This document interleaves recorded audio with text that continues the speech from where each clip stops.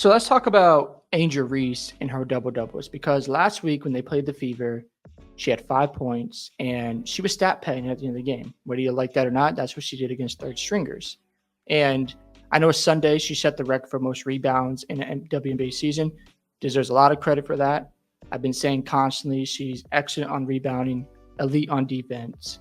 The only thing she needs to work on next is her offensive back because she has to get better at scoring inside the paint. She leads the WNBA with the worst shooting percentage inside of 6 feet. So what does that mean? She gets a lot of rebounds, great, creates a lot of possessions for her team. That's important, but she's not finishing at the rim.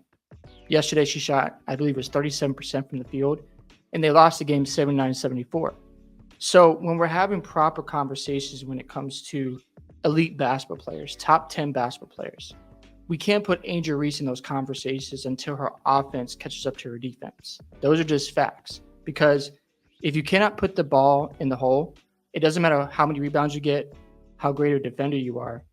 If you can't score or impact the game on that end of the floor, then you have a specific ceiling that you're going to reach. She could be a copycat of like a Dennis Rodman or a Ben Wallace. Those are fantastic defenders and Hall of Fame players. Or she could end up being a Kevin Garnett or Charles Barkley, where she's great on defense and offense. So there are some things that she does need to work on. But the conversation about, oh, Angel Reese, look at these rebounds she's getting. Great, but look at the final scores. We saw what happened when Kennedy Carter was out of the game against the Fever. The Sky can't generate enough offense. And when Angel Reese is your third or fourth best option, the gap between her and Caitlin Clark really stands out. Because if you can't keep up with the scoring output from Caitlin Clark, that's why they lost by 19. If Angel Reese is averaging 25 points a game, that game is a lot closer. So we just have to look at this objectively. She's great on defense, of course. She has a great motor. She's always hustling.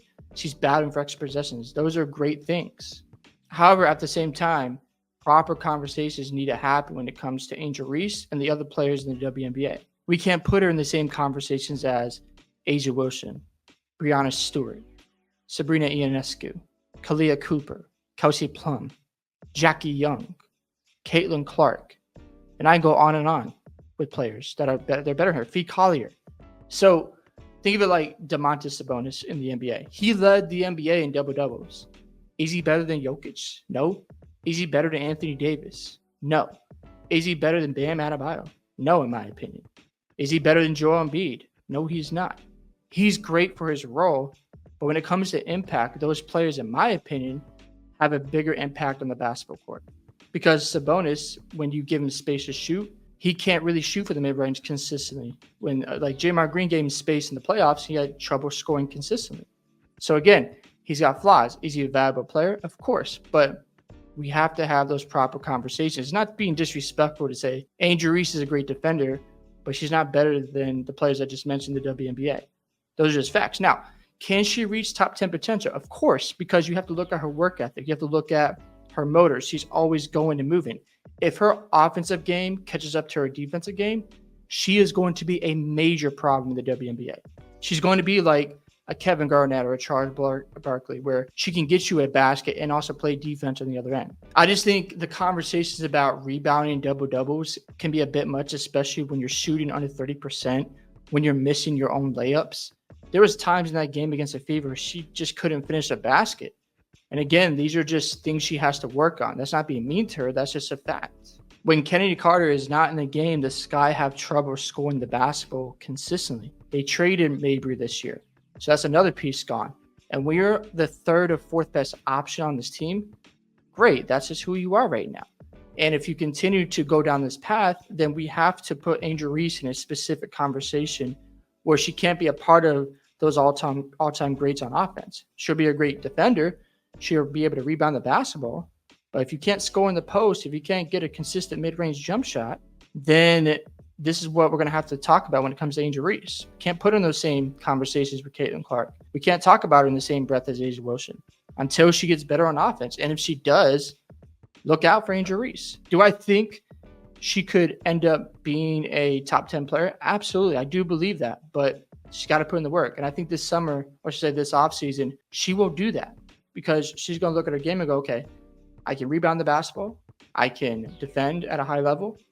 Let's work on my post game. Let's get better in the paint. Let's make sure I can finish 6 feet and under.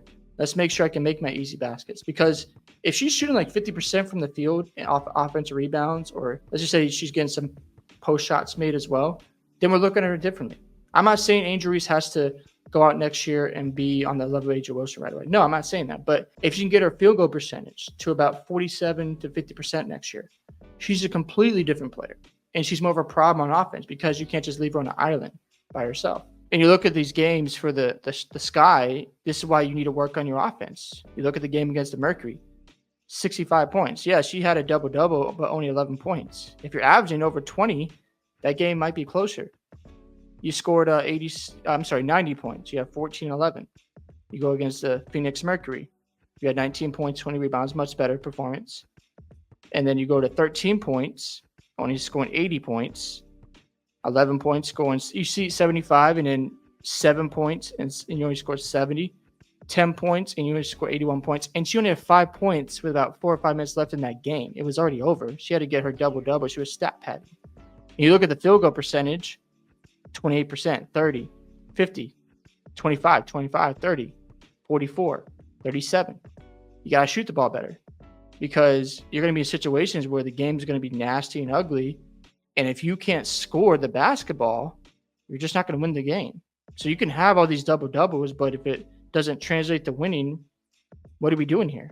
And then the future conversation for Angel Reese is going to be, well, if you can't score the basketball, we need a number one option to lead the Sky to a championship. And Angel Reese cannot fit that role. Does that make Angel Reese a bad basketball player? No. But we have to put her in the right conversation. She won't be a top 5 player. She won't be a player who is changing the game because she has to score on offense as well. So if you're losing games like 100 to 81 or 85 to 70 because you can't score enough consistently, then your double-double has become less impactful because it's not translating to winning basketball games. That's the difference between Caitlin Clark and Angel Reese. Caitlin Clark is a number one option. Angel Reese is not right now. Can that change? Of course it can. But as it stands today, when we talk about basketball and we're just having conversations, it's clear as day there's a gap between Clark and Angel Reese. And that Angel Reese needs to work on her offense because if she doesn't, then she's just another Ben Wallace or Dennis Rodman prototype. When we're talking about NBA, we don't talk about certain guys on the same level as like a LeBron James, a Steph Curry, a Kevin Durant, a Joel Embiid, a Giannis Antetokounmpo, a Luka Doncic, a Jokic, and so on and so forth. Why? Because they have a bigger impact. So again, it's nice she has set the record for most rebounds in a season. Awesome. But next season, if the Sky are the same team and they're not growing and getting better, because Caitlin Clark came to the Fever. They started 1-8 and now 17-16. They've turned it all around.